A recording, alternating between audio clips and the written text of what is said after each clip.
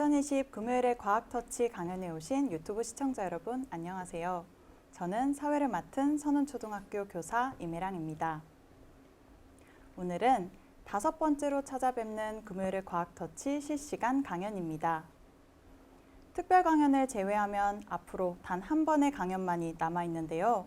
너무 아쉽습니다. 과학계 여러 곳에서 끊임없는 연구와 혁신이 일어나고 있는데요. 코로나19의 상황이지만 여러분들도 금요일의 과학터치 강연을 통해서 현장감 있는 과학 지식과 경험들을 공유해 나갔으면 합니다. 생각 공유의 가장 좋은 방법은 무엇일까요? 바로 질문입니다. 강연을 들으시면서 궁금한 점이 생기시면 실시간 채팅창에 글을 남겨주세요. 강연이 끝난 후 질의응답하는 시간에 교수님과 이야기를 나눠보도록 하겠습니다. 그럼 오늘 강연을 해주실 가톨릭대학교 김동하 교수님을 모셔보겠습니다. 안녕하세요, 교수님. 안녕하세요. 교수님, 오늘은 염증 반응과 질병 이야기라는 주제로 강연을 해주신다고 하셨는데요. 네. 오늘의 강연 내용 간단하게 소개 부탁드려도 될까요? 네, 보통 우리 몸의 방어 기작으로 잘 알려져 있는 염증 반응이 어떻게 질환으로 연결되는지, 그리고 이러한 염증성 질환을 조절할 수 있는 방법은 어떤 것들이 있는지 오늘 소개해 드리도록 하겠습니다. 네, 교수님 말씀을 듣고 나니 염증성 질환에 대해서 궁금해졌습니다. 그럼 지금부터 교수님을 모시고 오늘의 강연 시작해 보도록 하겠습니다. 네, 안녕하세요. 앞서 소개받은 가톨릭대학교 의과대학 김동하입니다. 제가 오늘 말씀드릴 내용은 염증 반응과 질병 이야기입니다. 올 초부터 대유행한 코로나19로 인해서 직접 만나뵐 수 없어서 무척 아쉬운 마음이고요. 하지만 이렇게 실시간 온라인으로나마 여러분들하고 함께 할 수 있어서 너무 반갑고, 또한 제 연구 내용을 여러분들한테 소개할 수 있는 기회가 주어진 것에 대해서 굉장히 영광으로 생각합니다. 제가 오늘 말씀드린 내용은 크게 4부분으로 구성되어 있습니다. 먼저 제가 연구한 내용에 대한 배경 지식 소개, 그리고 제가 연구한 염증성 질환 연구에 대한 내용, 그리고 제가 앞으로 염증성 질환과 관련하여서 어떠한 연구를 할지에 대한 소개, 그리고 끝으로 이 영상을 보고 있을 청소년 여러분들이나 생명과학자를 꿈꾸는 여러분들을 위해서 간단하게 생명과학자의 진로에 대한 소개를 하는 것으로 마무리하겠습니다. 먼저 배경 지식을 소개해 드리도록 하겠습니다. 먼저 제가 연구하고 있는 분야에 대한 간단한 개념 소개를 해드리고 시작하도록 하겠습니다. 먼저 유전학이라는 것은 다들 잘 아시겠지만 우리 몸을 생명체를 구성하고 있는 가장 기본 단위는 세포입니다. 이러한 세포 안에는 우리가 부모님으로부터 물려받은 유전 정보가 다양하게 들어있는데요. 이 구조는 염색체라는 구조 안에 응축되어서 보관되어 전달되게 됩니다. 이러한 일련의 유전 정보가 부모로부터 후대 세대까지 연결되는 일련의 과정을 연구하고 이해하는 학문이 바로 유전학이 되겠습니다. 제가 주로 연구하고 있는 분야는 비교적 최근에 확립된 분야인데요. 후성유전학이라고 합니다. 후성유전학의 의미를 설명을 드리면, 후성유전학은 영어로 에피제네틱스라고 하는데요. 유전학이랑 다르게 앞에 에피라는 말이 붙어 있죠. 이 에피라는 말은 그리스어로 오버라는 뜻입니다. 뭔가를 뛰어넘는 그 이상이라는 의미죠. 어원적인 의미인데요. 그러니까 기존의 유전학의 개념을 넘어서는 뭔가 새로운, 뭔가 뛰어넘는 유전학 개념이다라는 것이겠죠. 그럼 어떤 것이 새로운 건지 여러분들께 소개해 드리도록 하겠습니다.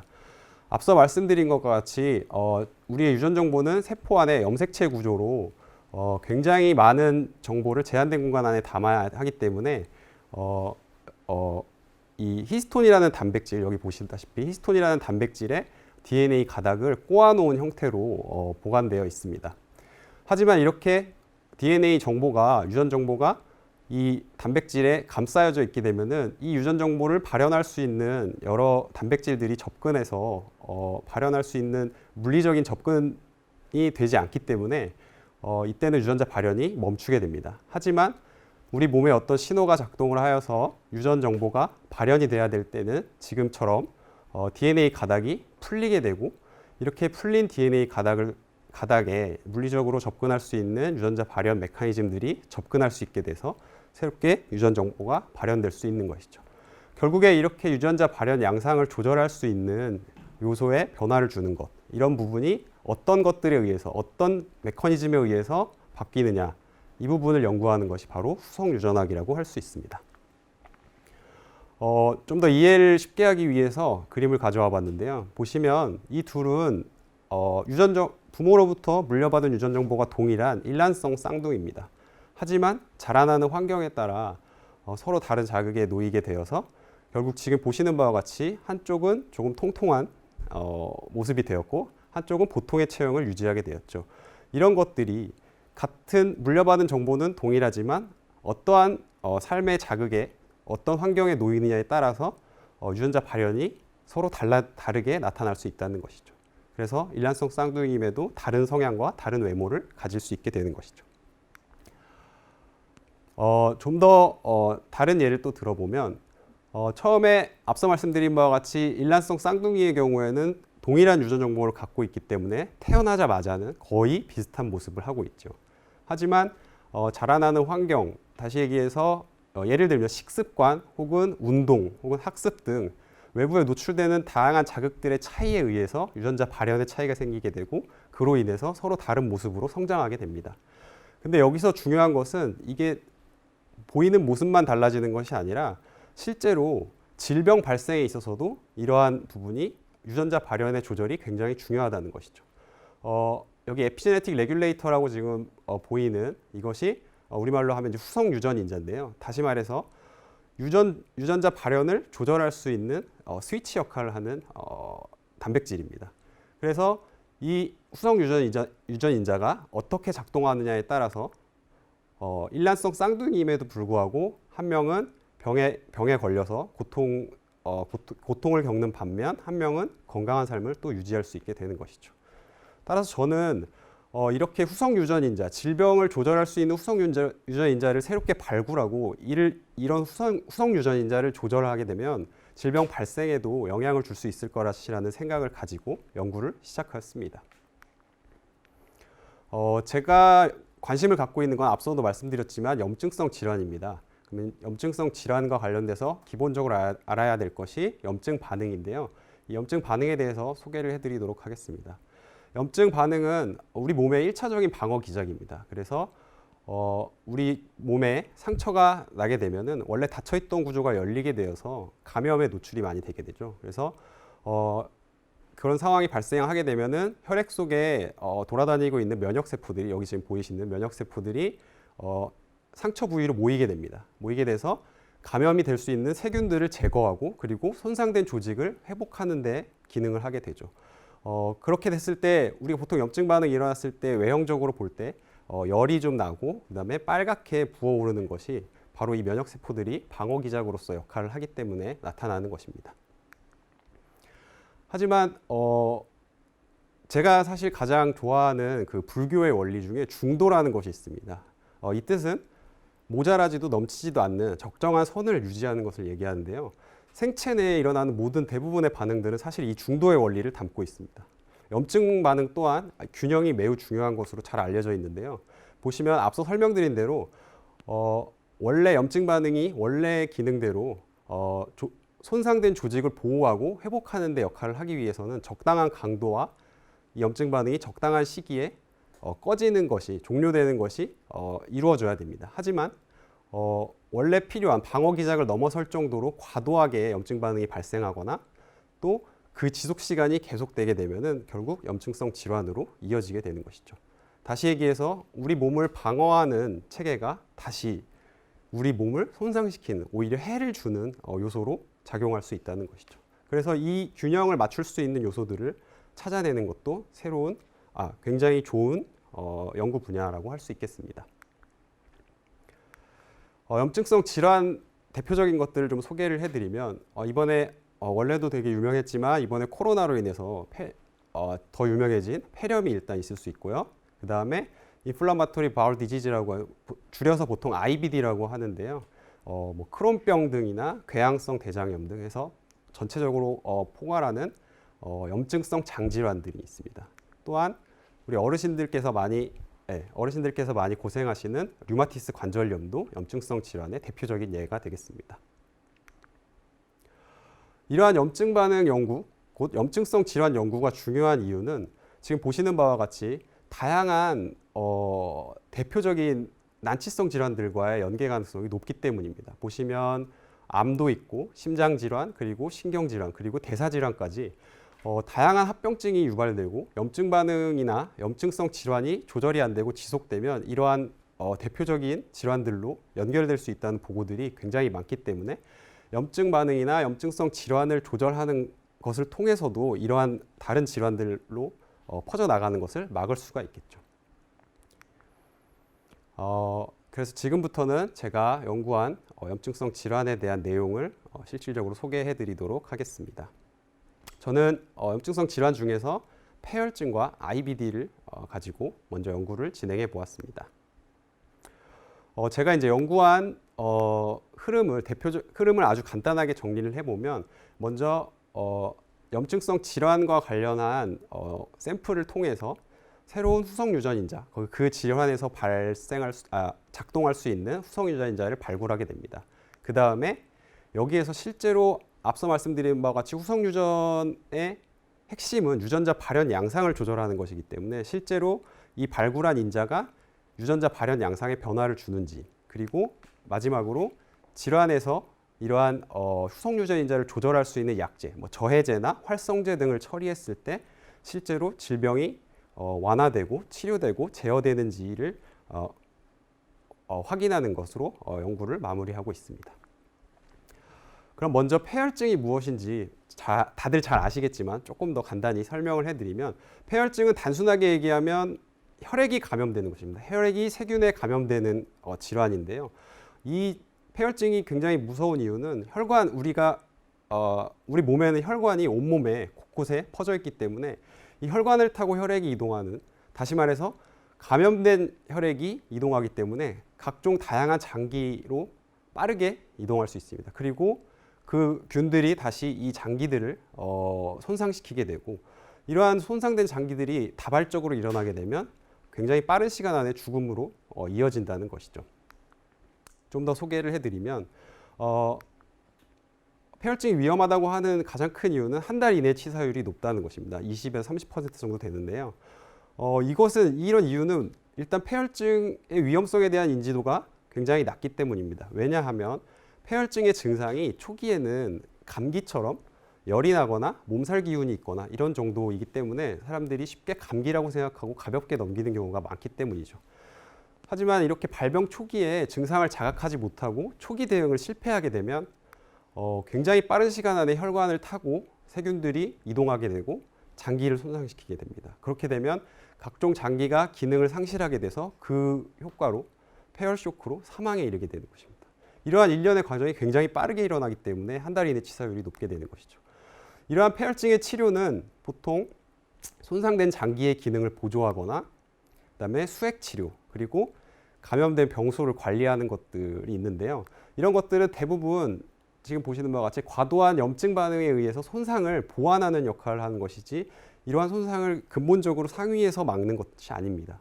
그리고 여러분들도 알겠지만 세균에 감염되었을 때는 가장 아주 단순하게 생각할 수 있는 게 항생제를 투여하면 근본적으로 치료가 되게 되어 있습니다. 하지만 폐혈증에서 그런 것이 어려운 이유는 어떤 세균에 감염되었는지를 우리가 검사를 해서 찾아내야 되는데 그렇게 찾아내는 동안이 5에서 7일 정도가 소요됩니다.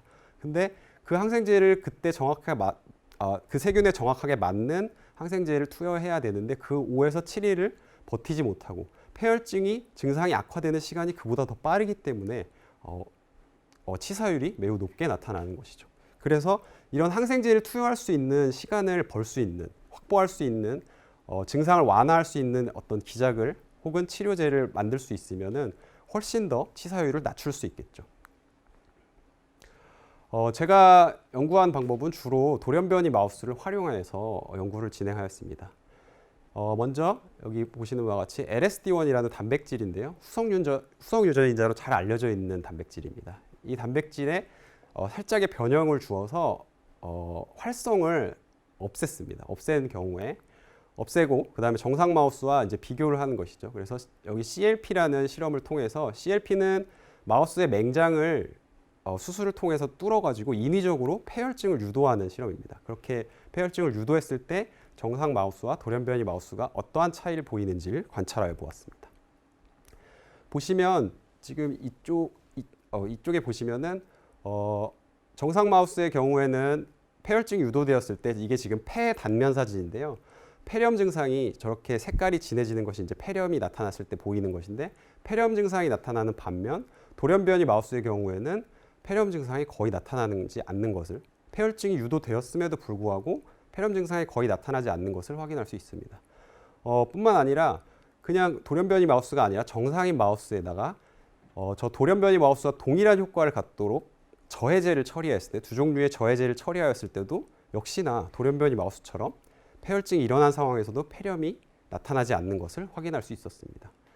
앞서 말씀드린 것처럼 후성 유전인자는 유전자 발현을 조절하는 것이 핵심이기 때문에 실제로 유전자 발현에 영향을 주었는지를 확인해 보기 위해서 보시면은 폐렴이나 여러 가지 염증 반응이 과도하게 나타났을 때 발현하는 대표적인 사이토카인 유전자들의 양을 확인해 보았을 때 역시나 돌연변이의 경우 정상인 경우에 비해서 현저하게 낮게 발현되는 것을 확인할 수 있었습니다.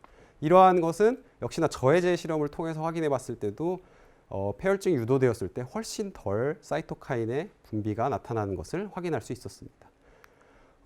뿐만 아니라 생존율 실험을 확인해 보았을 때도 폐혈증이 유도되고 정상인 마우스가 모두 다 죽게 되는 이런 시간에도 불구하고 저해제를 나중에 처리해 주게 되면 폐혈증의 증상이 완화되고 생존율도 두 경우 모두 50%에서 60% 이상 생존을 계속 유지하는 것을 확인할 수 있습니다.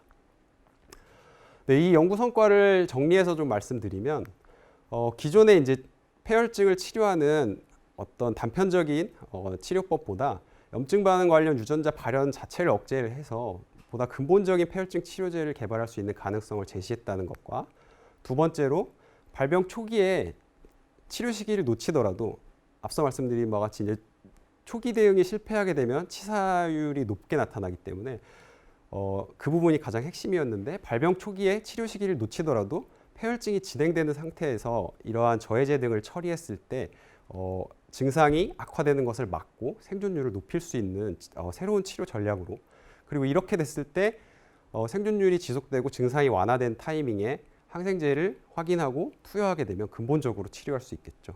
네, 그래서 이렇게 의미를 갖는다고 할 수 있겠습니다. 네, 그 다음으로 두 번째 연구 주제는 이제 IBD와 관련된 건데요. 둘 다 이제 염증성 질환이죠. IBD는 앞서 잠깐 설명드린 것과 같이 대장에 일어나는 염증성 질환입니다. 이 또한 뭐 크론병과 대표적으로 궤양성 대장염이 있는데요. 이 둘 모두 정도와 양상에 좀 차이는 있지만 과도하게 대장에서 염증 반응이 과도하게 지속되어서 나타나는 질환입니다. 이런 IBD의 원인은 보시는 바와 같이 굉장히 다양하게 알려져 있습니다. 거의 우리가 살면서 겪게 되는 세상의 모든 자극이 다 원인이 될 수 있다고 생각하는데요. 이만큼 이걸 바꿔서 얘기하면 원인이 다양하다는 것은 반대로 그만큼 제어하거나 이 병을 치료하는 것이 어렵다는 것입니다. 하나를 막으면 또 다른 원인에 의해서 또 발병하고 하기 때문이죠. 그래서 좀 더 근본적인 치료법이나 제어법 등에 대한 연구가 시급한 상황이고 지금도 활발하게 연구가 진행되고 있습니다. 역시 제가 연구하는 전략은 동일합니다. 돌연변이 마우스를 활용했고요. 이번에는 변화를 준 게 아니라 이 ROR-알파라는 아까 LSD1과 또 다른 후성 유전인자인데요. 이 후성 유전인자를 대장에서만 특이적으로 결손을 시켰습니다. 발현을 하지 않도록 바꾼 돌연변이 마우스를 활용하였고요. 역시나 질병 상황을 유도해야 돼서 DSS라는 물질을 물에 섞어서 쥐들에게 투여를 하였습니다. 그래서 궤양성 대장염을 유발을 했죠. 그리고 정상 마우스와 어떤 차이를 보이는지 확인을 해보았습니다. 일단 대장염이 발생하게 되면 여러분들도 장염이 생기면 다 겪어보셨을 테지만 일단 체중이 감소를 하게 됩니다. 굉장히 탈수 증세들이 오죠. 그래서 DSS를 투여하는 동안은 굉장히 체중이 감소하는데 투여를 중단하게 되면 이제 회복을 하게 되죠. 근데 정상인 마우스는 저렇게 원래 체중으로 회복되는 반면 돌연변이 마우스의 경우에는 정상 체중으로 회복되지 않는 양상. 다시 말해서 계속 염증 반응이 지속되고 있다고 생각할 수 있겠죠. 그런 양상을 보였습니다. 뿐만 아니라 실제 마우스의 이제 장을 적출해서 그 길이를 비교해 보았을 때도 보시면 14일째 되면 이미 DSS를 넘어서서 회복이 돼야 되는 시기인데 과도한 염증이 일어나서 궤양성 대장염이 진행이 되면 장의 길이가 짧아집니다. 그러니까 염증 반응에 의해서 손상된 것이 제거되는 것인데요. 근데 회복되는 양상에 따라서 다시 길이를 회복하게 됩니다. 정상 마우스는 회복하는 반면 돌연변이 마우스의 경우에는 손상된 채로 회복되지 못하고 계속 짧은 상태가 유지되고 있는 것을 확인할 수 있습니다. 그 다음으로 장의 절단면 사진을 비교해 보았는데요. 역시나 마찬가지로 5일째에는 둘 다 가장 극심하게 이제 염증성 질환이 그 대장염이 일어나는 상황인데요. 그때까지는 이제 차이가 없다가 회복이 되어야 하는 이제 8일째에는 정상 마우스는 회복되는 반면 그다음에 돌연변이 마우스의 경우에는 회복되지 않고 더 심각하게 염증성 질환이 지속되는 것을 확인할 수 있었습니다. 앞서서도 말씀드렸지만 저는 후속 유전인자를 연구하기 때문에 실제로 유전자 발현에 영향을 주는지가 가장 핵심인데요. 유전자 발현에 영향을 주는지 확인해 보기 위해서 앞서 보신 것과 같이 궤양성 대장염을 유발하고 정상 마우스와 돌연변이 마우스를 비교하여 보았을 때 염증 반응이 과도하게 일어나고 있는 돌연변이 마우스의 경우 훨씬 더 많은 양의 사이토카인들이 발현하는 것을 확인할 수 있었습니다. 역시나 유전자 발현에 영향을 주는 것이죠. 이것뿐만 아니라 좀 더 이제 치료를 위해서는 약제 처리에 대한 효과를 확인해 보고 싶은 마음이 있어서 SR3335라는 ROR 알파의 활성제를 한번 투여하는 실험을 해보았습니다.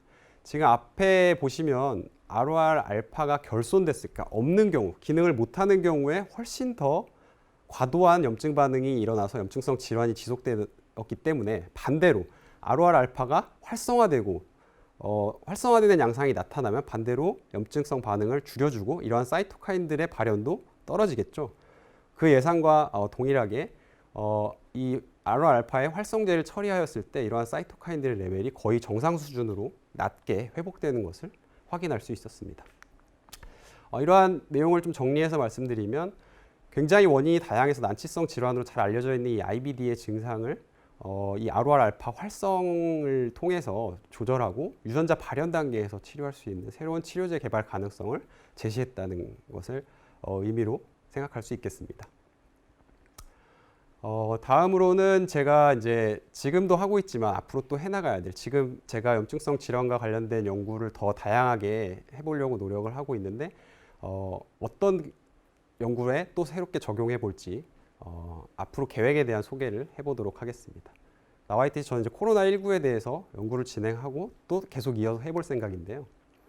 먼저 이 코로나19는 다들 아시다시피 세계보건기구에서 이미 일찌감치 올 초에 팬데믹을 선언했죠. 그래서 세계적인 대유행을 선언했고 홈페이지에 이렇게 들어가 보면 매일 실시간으로 현황이 확진자 수와 전 세계적인 사망자 수 나라별로 이런 식으로 업데이트돼서 게시되고 있습니다. 이만큼 이러한 내용들을 전부 다 공유해야 될 만큼 굉장히 세계적으로 심각한 상황이고 공동 대응을 통해서 극복해야 된다는 것이겠죠. 여러분 지피지기면 백전백승이라고 했습니다. 적을 알아야지, 적의 특성을 알아야지 우리가 이걸 극복할 수 있겠죠. 그래서 바이러스의 특성, 기본적인 특성에 대해서 소개해드리도록 하겠습니다. 바이러스는 독특한 것이 생물적 특성과 무생물적 특성을 둘 다 가지고 있습니다. 먼저 생물적 특성에는 숙주세포의 효소를 이용해서 물질 대사가 가능한 것, 그리고 증식, 유전, 적응 등의 생명현상, 기본적인 생명현상들이 나타날 수 있다는 것, 그리고 자기 복제가 가능하기 때문에 이게 가장 무서운 점이죠. 자기 복제가 가능하고 또한 돌연변이가 나타. 이게 가장 큰 문제가 되는 것이죠. 네, 이런 생물적 특징을 가지고 있고, 그다음에 무생물적 특성으로는 핵이 없고 세포막 등의 기본적인 세포 소기관 등이 없습니다.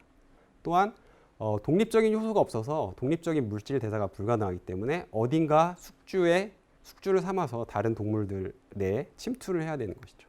그리고 생물체 밖에서 다른 숙주동물 밖에서는 결정체로 존재합니다. 그래서 마치 이거는 살아있는지 죽어있는지 헷갈릴 정도로 그렇게 존재하게 됩니다. 이 바이러스가 대처하기 어려운 것은 이런 생물적 특성과 무생물적 특성을 모두 다 차단하고 제어할 수 있는 방법을 찾아야 된다는 것인데요. 한쪽을 막으면 역시 한쪽이 열리고 하기 때문에 극복하기가 어려운 것이라고 생각이 됩니다. 최근에 중증 급성 호흡기 증후군을 일으키는 것은 이제 코로나 바이러스로 잘 알려져 있죠. 코로나 바이러스도 이제 종류가 있는데 보시면 최근에 문제를 일으키고 우리가 익히 들어본 것들은 모두 다 코로나 바이러스였습니다. 뭐 사스, 메르스, 그다음에 지금의 코로나 19까지죠. 이렇게 계속 새로운 코로나 바이러스가 나타나는 이유는 그만큼 변종이 가능하고 변종이 쉽게 나타나기 때문이죠. 그래서 하나의 코로나 바이러스를 제압했다고 해도 다음 버전이 나오게 되고 또 다음 버전이 나오게 되고 지금의 코로나19를 제압하더라도 또 다른 변종이 나와서 활동할 수 있는 여진이 있기 때문에 우리는 이 코로나19뿐만 아니라 이것 전체 앞으로까지 대처할 수 있는 방안을 모색해 볼 필요가 있습니다. 코로나 바이러스는 변종이 왜 쉽게 일어나냐? 유전 전달 물질을 바이러스가 가지고 있는 유전 전달 물질을 DNA가 아닌 한 가닥의 구조로 되어 있는 불안정한 RNA로 가지고 있기 때문입니다. 그래서 원래는 저 박쥐에서만 코로나 바이러스가 존재하고 있었거든요. 박쥐를 숙주로만 삼아서 존재하고 있었는데 저 형태는 사람이나 다른 동물에게는 자리를 잡을 수 없는 형태였어요. 근데 변종의 과정을 거치면서 뭐 여기 보도에도 나오고 했지만 천상갑이라는 동물로 옮겨지면서 RNA 재조합과 변이가 일어나서 천상갑에 적합한 형태로 변종이 일어난 것이죠. 근데 천상갑에서 끝났으면 참 좋았을 것인데 그러지 않고 사람에게 이어져서 결국 사람한테 자리 잡을 수 있는, 사람을 숙주로 삼을 수 있는 형태로 변형이 되어서 지금 우리 사회에 문제를 일으키고 있는 것이죠. 코로나 바이러스는 앞서 말씀드린 바와 같이 호흡기로 전파되고 호흡기로 옮겨지기 때문에 지금 저희가 온라인으로 만나는 이유도 그런 이유죠. 그래서 일단 전파력이 굉장히 높다는 특징이 있고요. 또한 호흡을 통해서 들어오기 때문에 가장 먼저 만나게 되는 게 폐입니다. 조직이. 그래서 폐에 직접적으로 과도하게 염증 반응을 일으키는 폐렴이 가장 먼저 유발되고 쉽게 악화될 수 있는 것이죠. 이렇게 폐렴 증상이 나타나게 되면 가장 핵심적인 게 앞서도 제가 이제 제 연구 내용에서도 소개해드렸지만 다양한 사이토카인들이 굉장히 과도하게 나타나게 되는 사이토카인 폭풍 현상이 일어나게 됩니다. 이런 사이토카인 폭풍 현상이 일어나면 몸에서는 지금 뭔가 침투해서 계속적으로 염증 반응을 일으켜야 된다고 착각을 하기 때문에 오히려 아까 말씀드린 염증 반응의 균형을 잃고 주변 자신의 조직에 손상을 주게 되는 정도로 과도하게 염증 반응이 일어나게 되는 것이죠. 그래서 이러한 코로나19도 증상을 좀 완화하고 제어할 수 있는 것, 그리고 폐렴의 증상을 완화할 수 있는 가장 핵심적인 전략은 사이토카인 폭풍을 제어하는 것이죠. 그래서 제가 생각하는 코로나 바이러스 앞으로 이렇게 치료제 연구가 진행됐으면 좋겠다고 생각하는 것은 사실 이러한 사이토카인들을 제어하는 것은 기존의 항체 치료제들을 여러 종류를 투여하는 겁니다. 다양한. 왜냐하면 항체 치료제는 하나의 특정적인 사이토카인밖에 제어를 못하기 때문에 다양한 종류의 사이토카인들을 처리해야 됩니다. 그러면 비용과 시간, 뭐 여러 가지의 비효율적인 것들이 문제가 생기게 되죠. 하지만 이러한 다양한 사이토카인을 한 번에 유전자 발현 단계에서 제어할 수 있는 후성 유전자 조절제를 활용하게 되면 이 유전자 발현 단계에서 근본적으로 제어하기 때문에 훨씬 더 효율적이고 쉽게 이 사이토카인 폭풍을 제어할 수 있을 거라고 생각하고 있습니다. 실제로 저는 앞선 논문에서 그 LSD1이라는 물질의 후성 유전자의 저해제를 가지고 폐혈증의 생존율 테스트를 해서 효과를 봤었는데요. 이때 사용한 이 저해제를 가지고 코로나19 연구에 적용을 해보았습니다. 보시면은 이것은 이제 그러니까 우리나라의 그 대구 경북 지역에서 초기에 발생했던 중증 코로나 환자들의 혈액을 채취해서 그걸 가지고 이제 실험을 한 것인데요. 보시면은 중증 지금 다양한 사이토카인들의 레벨들이 나와 있는데 중증 환자의 경우 정상과 달리 이런 사이토카인 레벨이 전부 다 현저하게 높게 나타나는 사이토카인 폭풍 현상이 나타나는 것을 확인할 수 있습니다. 하지만 앞서 썼던 LSD1의 저해제를 처리한 경우에는 보통 정상인 경우와 거의 동일한 수준으로 이러한 사이토카인 폭풍들이 잠재워지는 것을 확인할 수 있었습니다. 이러한 내용 또한 연구를 마치고 올해 이제 해외 저널에 이러한 연구 내용이 논문이 게재될 예정입니다. 저는 앞으로도 계속 이러한 연구를 꾸준히 진행할 생각입니다. 그래서 다양한 염증성 질환에서 특이적으로 작동하는 후성 유전인자를 발굴해낼 것입니다. 그래서 이런 후성 유전인자와 질환이 연결되는 그 연구 결과들이 누적이 되고 축적이 되다 보면 이들을 데이터베이스화 할 수 있다고 생각합니다. 그래서 데이터베이스화한 내용을 가지고 임상적으로 쉽게 적용할 수 있도록 널리 공유를 하고 실제 치료에 사용될 수 있는 방법으로 변형하는 연구를 꾸준히 지속할 생각입니다. 마지막으로 생명과학자의 꿈을 꾸고 있는 여러분들을 위해서 간단하게 생명과학자의 길을 소개해 드리도록 하겠습니다. 일단 생명과학 박사가 되는 과정은 생명과학 관련 전공을 가지고 대학교 입학을 하겠죠. 그리고 4년 동안 학부 생활을 해서 학사학위를 받게 됩니다. 그리고 3, 4년에 거쳐서 학위 수료를 하게 됩니다. 수료는 학위를 받는 것과 엄연히 다른 개념입니다. 수료는 이수해야 할 강의를 다 마쳤다는 것 뿐이고요. 학위를 받게 되기 위해서는 논문을 완성해야 됩니다. 그렇기 때문에 이 논문이 완성될 때까지 정해진 기한이 없습니다. 그렇기 때문에 굉장히 정해진 바가 없는 과정이죠. 저의 경우에는 수료에 3년이 걸렸고 그 이후로 5년 동안 더 연구를 진행해서 총 8년 동안 학위 과정을 했는데요. 여러분들은 저보다 더 훌륭하기 때문에 만약에 하게 되면 훨씬 더 단시간에 좋은 연구를 할 수 있을 거라고 생각합니다. 학위 논문이 완성되는 과정을 풍자한 만화를 가져와 봤습니다. 여기에 사실 재미도 있고 과장도 있지만 현실적인 내용들도 많이 담겨져 있기 때문에 소개해 보려고 가져왔는데요. 보시면 논문 최초의 디자인은 예쁜 고양이를 만드는 것이죠. 예쁜 고양이를 만들어야 되겠다고 생각을 하고서 디자인하고 연구를 시작합니다. 그러면 처음에 학위 과정 초기에는 꼬리 부분에 아주 작은 것에 지엽적인 것에 집착을 해서 시행착오를 많이 겪게 되죠. 하지만 이제 중간 단계로 완성이 되게 되면은 꽤나 완성된 형태의 고양이가 됩니다. 하지만 교수님의 지도를 거치고 나면 원래 있던 게 사라지고 없던 게 다시 생깁니다. 그래서 또 다른 모습의 미완성 작품으로 나오게 되죠. 그리고 이제 시간이 지나서 논문을 완성하려고 하면 초기에 논문의 요약본인 초록을 작성하게 되면 이것은 고양이를 넘어서 굉장히 용맹한 호랑이의 모습을 하고 있습니다. 그만큼 포부가 큰 거겠죠. 하지만 논문을 마무리해 가면서 점점 교수님이 어떤 걸 원하시는지 의문이 들게 되고 실제로는 전혀 생각하지 못한 형태의 결과물이 고양이도 아니고 코끼리도 아닌 형태로 완성이 되게 됩니다. 그런 것이죠. 사실 우리가 연구하고 실험하는 것은 예상을 하고 가설을 세우고 하지만 항상 그 결론대로 나오는 것은 아니기 때문에 이럴 수 있습니다. 그리고 저도 제가 만든 논문은 그만큼 시간과 노력을 같이 했기 때문에 훨씬 더 애틋하고 애착이 가게 되죠. 이것도 재미있는 그림이 있어서 가져와 봤는데요. 연구 목표의 진화 과정입니다. 그러니까 시기별로 보시면은 대학원에 입학하기 전에는 본인이 원하는 연구를 하고 싶어서 원하는 연구실을 선택해서 진학을 하겠죠. 하지만 대학원생이 되면 지도 교수님이 이끄는 대로 흘러가게 되겠죠. 그리고 나는 이제 좀 독립적인 연구를 하고 싶어서 빨리 학위를 받고 교수가 되면 내가 원하는 연구를 해야지 하지만 조교수가 되면 정교수가 되기 위해서 업적 평가에 맞춰서 연구의 목적이 따라가게 됩니다.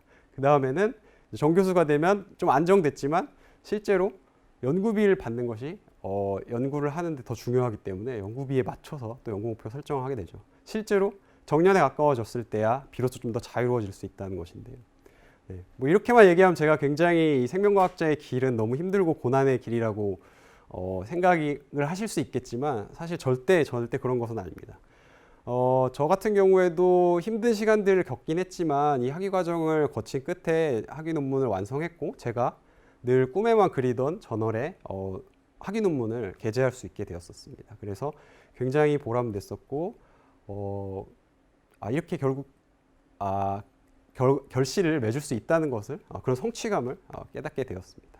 뿐만 아니라 이런 연구 결과가 실제로 보도가 되고 그리고 앞으로 향후에 만약에 진짜 실제 치료제로 이런 나치성 질환의 치료제로 연결이 될 수 있다면 과학자로서 그만큼 보람되고 값진 일이 또 있을까 싶습니다. 그리고 저는 이제 저의 연구를 꾸준히 해 나갔을 뿐인데 하다 보니 여러분들이 좋은 평가를 해주시게 되고 그런 거에 대해서 그 노력을 인정받는 경우들도 종종 생기게 되었습니다. 그래서 노력을 인정받은 마음도 있지만 그 이상으로 제가 책임감 있게 더 좋은 연구를 꾸준히 해나가야 되겠다는 생각도 하게 되었습니다. 저는 이제 제가 생각할 때 이 생명과학자로서 여러분들이 이제 갖춰야 될 어떤 모습이라든지 이런 것들은 그냥 실패를 두려워하지 않는 모험심과 그리고 그냥 일희일비하지 않고 시행착오는 항상 있는 일이기 때문에 연구를 하는 과정에서 일희일비하지 않고 꾸준히 묵묵히 자신의 연구를 진행할 수 있는 끈기를 가지고 있다면 누구나 훌륭한 과학자가 될 수 있다고 생각합니다. 네, 저는 서울대학교 생명과학부에서 박사학위를 받았고요. 지난 9월에 새롭게 가톨릭 의과대학 해부학교실에 이제 새롭게 자리를 잡고 이제 독립적으로 저도 지금 연구를 해보려는 포부를 갖고 있습니다. 오늘 강연한 내용뿐만 아니라 다른 궁금한 점도 여기 나와 있는 이메일로 연락 주시면 제가 답변할 수 있는 것 내에서 성심성의껏 답변 드리도록 하겠습니다. 네, 경청해 주셔서 감사합니다.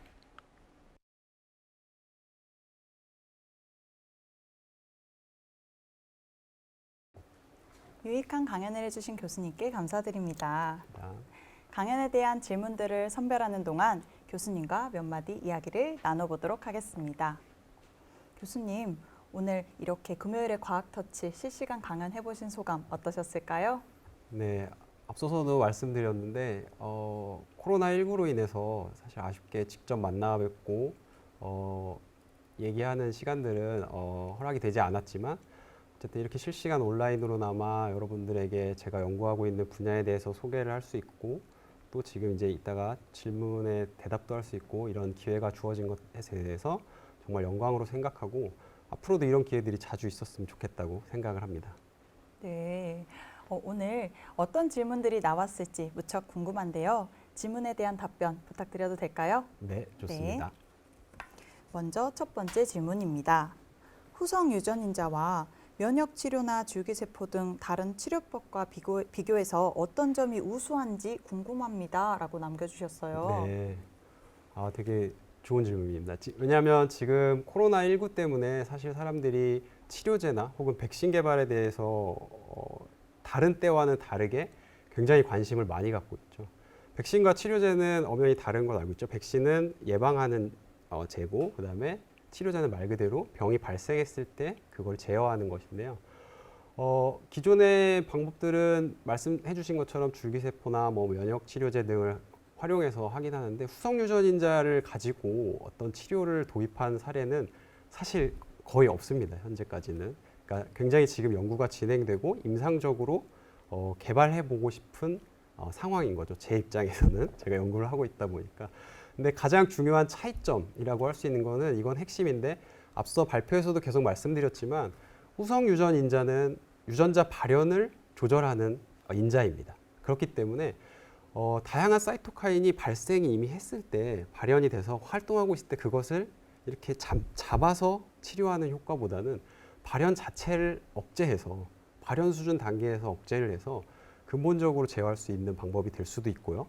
또한 하나하나의 그 사이토카인들을 각각 제어하는 것이 아니라 상위에서 조절하고 있는 인자이기 때문에 후성 유전 인자는 그 인자 하나만을 조절하는 저해제라든지 혹은 활성제를 투여함으로써 다양한 사이토카인을 한 번에 제어하고 기능을 없게 만들 수 있다는 것이죠.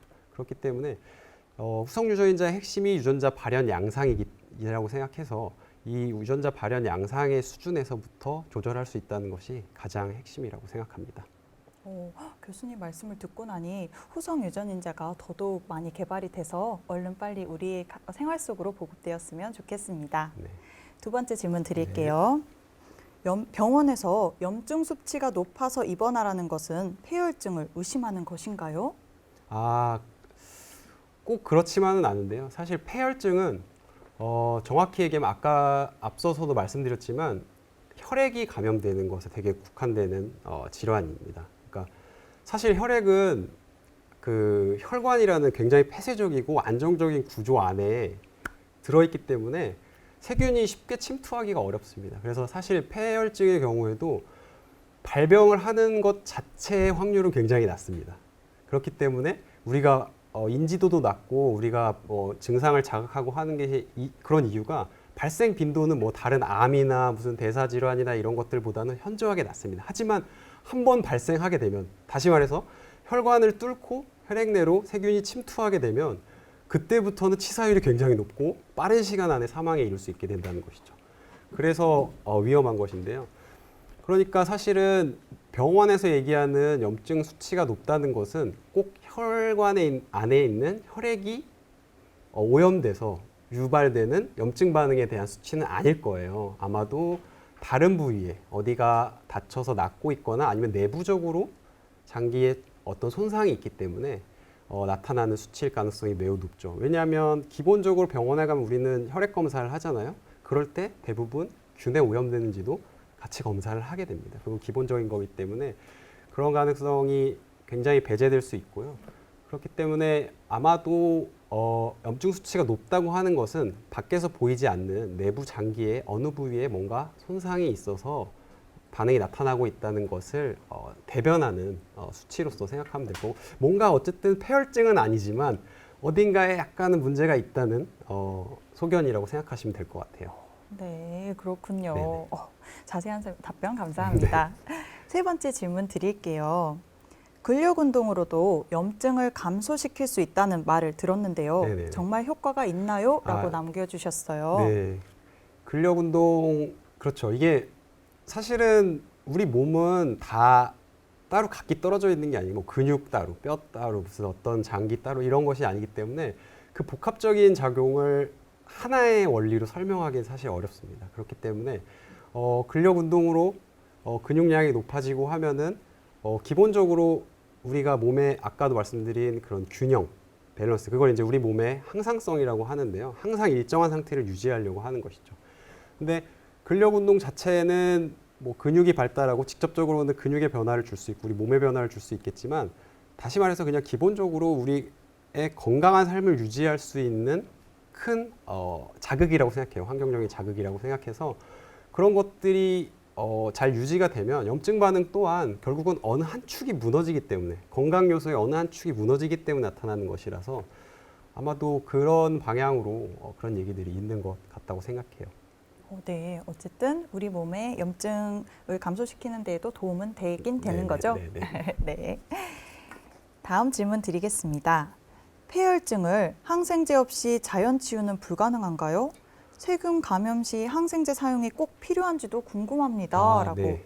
남겨주셨어요. 이게 지금 이제 코로나19와도 연결이 되는 건 아니지만, 얘기하면 어떤 사람들은 코로나19가 호흡기로 바이러스가 들어왔다가도 전혀 증상 없이 열도 나지 않고 그냥 넘어가는 반면, 어떤 사람들은 중증 폐렴에 걸려서 사망에 이르게 되고 그러죠. 물론 이제 노약자들이 그럴 확률이 높은데요.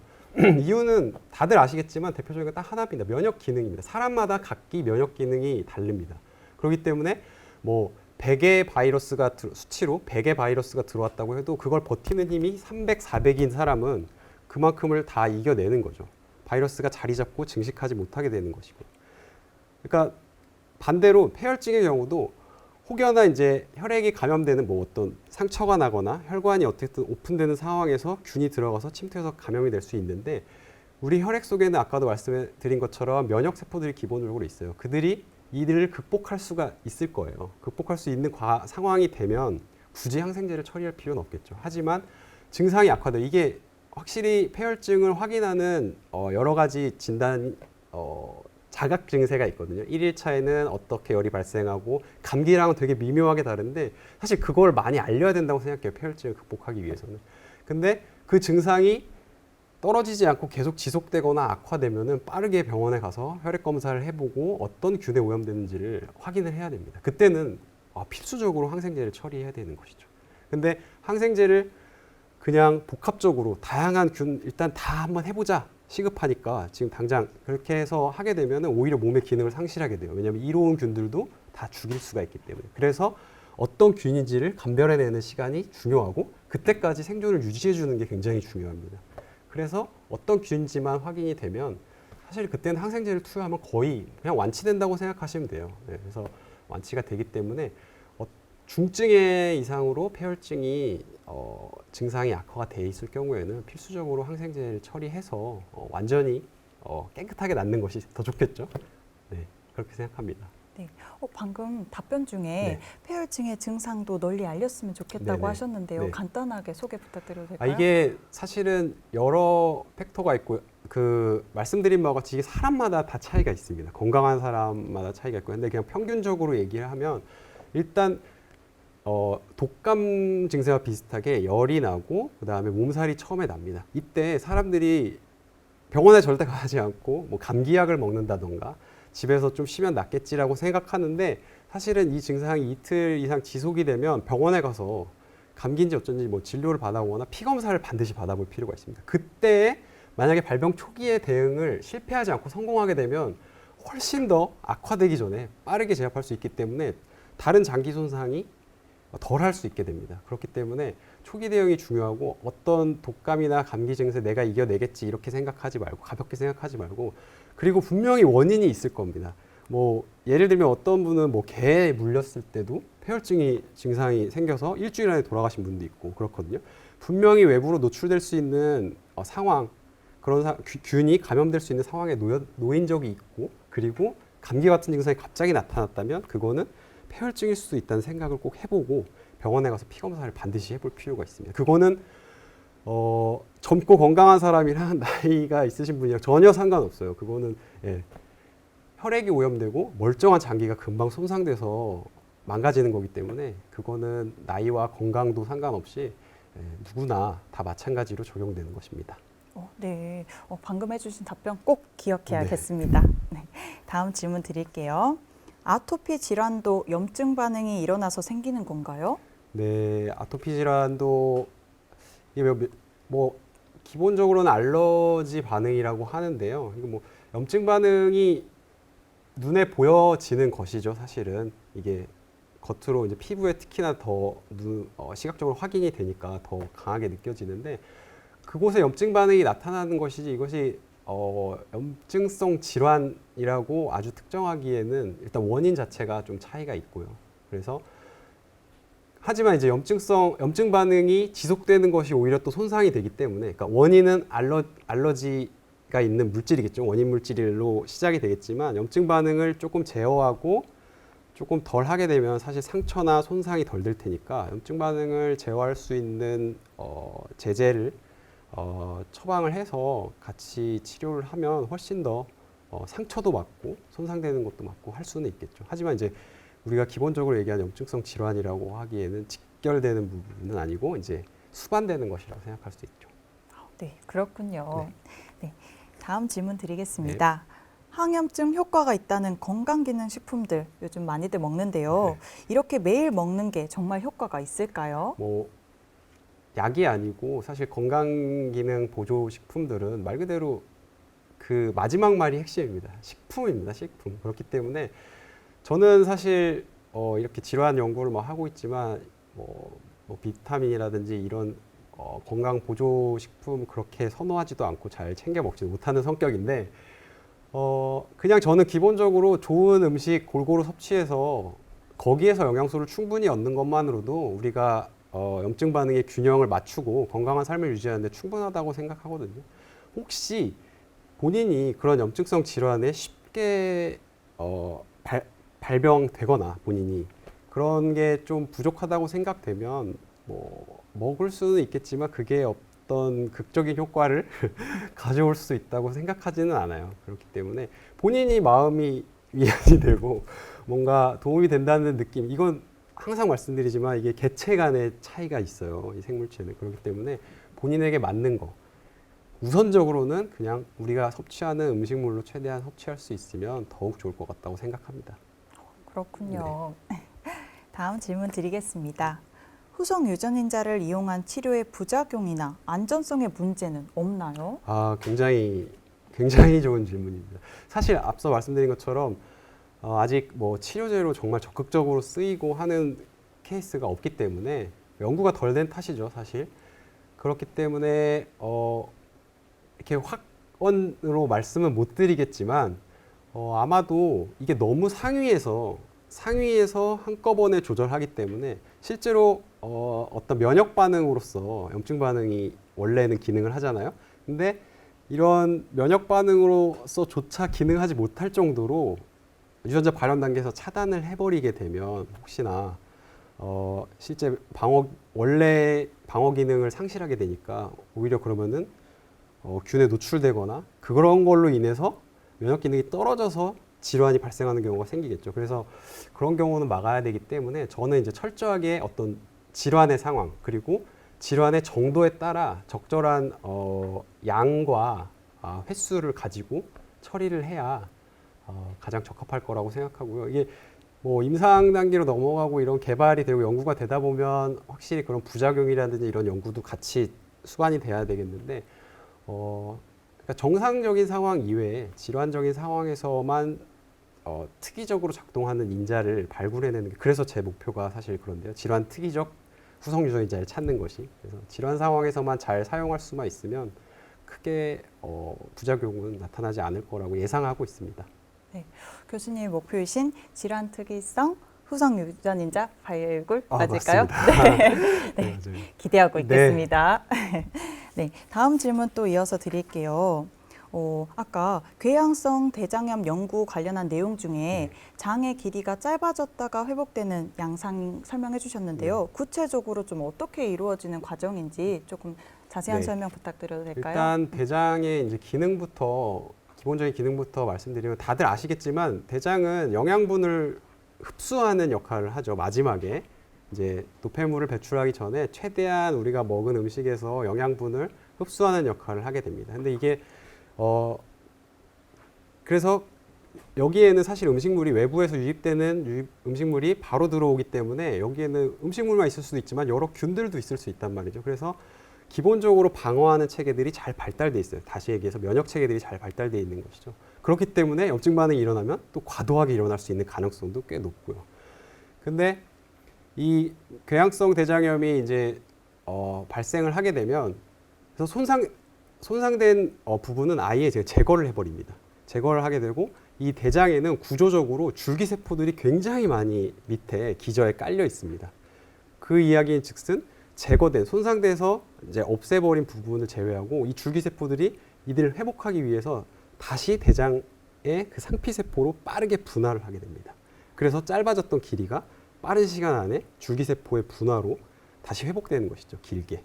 그래서 보통의 아까 보셨다시피 건강한 마우스의 경우에는 이제 이렇게 궤양성 대장염이 생겼다가도 우리 보통 사람들도 마찬가지일 텐데 궤양성 대장염이 유발이 됐다가도 회복이 되는 시기에는 장이 실제로는 짧아졌다가 그 다음에 회복되는 시기가 됐을 때는 이제 줄기세포가 열심히 분할을 해서 원래의 길이대로 이게 길이가 중요하잖아요. 왜냐하면 길이가 짧아진 만큼 영양소 흡수가 덜 될 테니까 그래서 원래대로 회복되는 양상이 나타나게 되는 것이죠. 그래서 그런 원리가 대장에는 기본적으로 치료를 한다기보다는 손상된 부분을 아예 제거를 하고 새롭게 만들어서 더 단단하게 다지는 쪽으로 발달이 되어 있고 분화가 되어 있습니다. 네, 그렇군요. 네. 이것으로 질의응답 시간을 마치겠습니다. 실시간으로 강연을 듣고 계신 여러분들 이렇게 좋은 질문들 남겨주셔서 감사하고요. 긴 시간 동안 멋진 강연과 자세한 질의응답을 해주신 교수님께도 감사드립니다. 감사합니다. 다음 금요일의 과학터치 강연 안내입니다. 도입 강연은 주월중학교 윤부연 선생님께서 지구온난화와 폭우라는 주제로 강연 예정입니다. 본 강연은 숙명여자대학교 한소라 교수님을 모시고 사이토카인, 분비단백질, 세포의 언어를 해독하라 라는 주제로 강연 예정입니다. 11월 13일 금요일 오후 7시 실시간 강연에서 다시 만나요. 금요일에 과학터치 및 토요 과학 강연의 사업 만족도 조사를 실시하고 있습니다. 참여 방법과 기간은 화면과 같습니다. 많은 참여 부탁드립니다. 오늘은 염증 반응과 질병 이야기라는 주제로 가톨릭대학교 김동하 교수님을 모시고 강연을 들어보았습니다. 교수님과는 여기서 끝인사 드리겠습니다. 감사합니다. 감사합니다. 지금까지 시청해주신 여러분들도 감사합니다.